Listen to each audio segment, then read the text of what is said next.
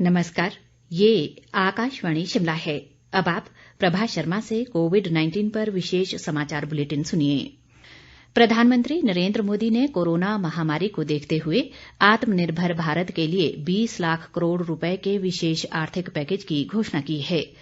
कल राष्ट्र को संबोधित करते हुए प्रधानमंत्री ने कहा कि ये पैकेज कोविड-19 संकट के दौरान सरकार द्वारा पहले से घोषित और रिजर्व बैंक द्वारा किए गए फैसलों को मिलाकर 20 लाख करोड़ रुपए का है।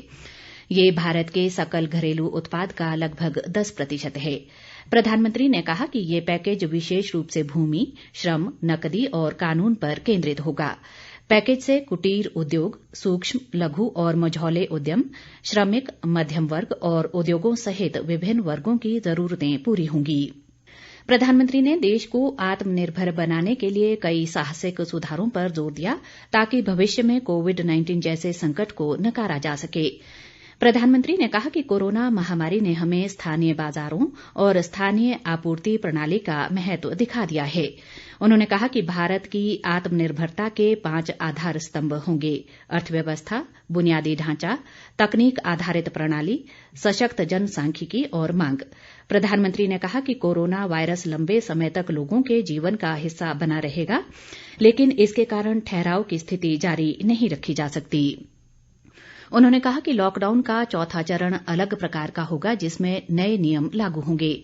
प्रधानमंत्री ने कहा कि ये नियम राज्यों से मिले सुझावों पर आधारित होंगे और इसकी जानकारी 18 मई से पहले सार्वजनिक कर दी जाएगी।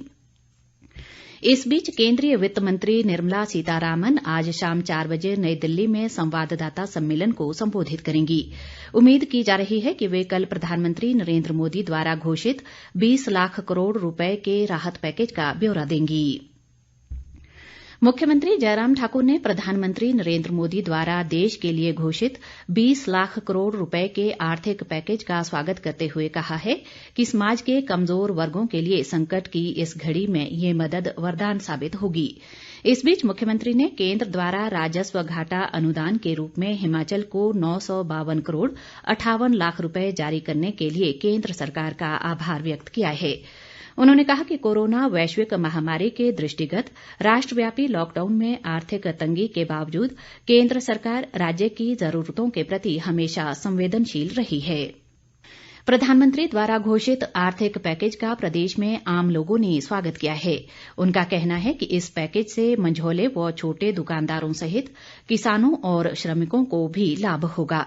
लोगों ने उम्मीद जताई कि इससे देश का समग्र विकास हो सकेगा और लोगों को रोजगार के अवसर भी मिलेंगे।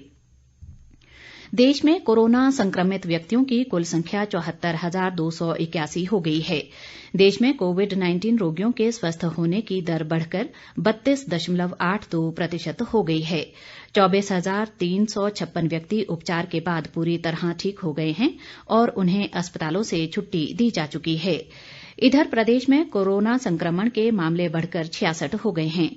पिछले कल कांगड़ा जिला के टांडा मेडिकल कॉलेज के एक डॉक्टर समेत 7 नए मामले सामने आए हैं। स्वास्थ्य विभाग के अनुसार प्रदेश में अब 25 संक्रमित लोगों का विभिन्न अस्पतालों में उपचार चल रहा है।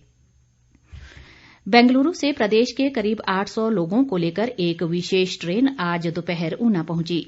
ऊना पहुंचने पर सभी लोगों की स्वास्थ्य जांच की गई, जिसके बाद करीब 40 बसों के माध्यम से उन्हें उनके गंतव्यों के लिए भेज दिया गया है।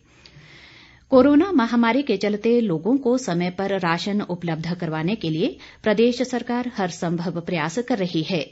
मंडी जिले के चौंतड़ा विकास खंड के 61 में से 59 डिपुओं को मई माह का राशन जारी कर दिया गया है और शेष बचे 2 डिपुओं को भी जल्द ही राशन उपलब्ध करवा दिया जाएगा। जोगिंद्रनगर के खाद्य निरीक्षक केसी पुरी ने ये जानकारी दी है। उन्होंने बताया कि चौंतड़ा ब्लॉक में कुल 27,259 राशन कार्ड धारक हैं।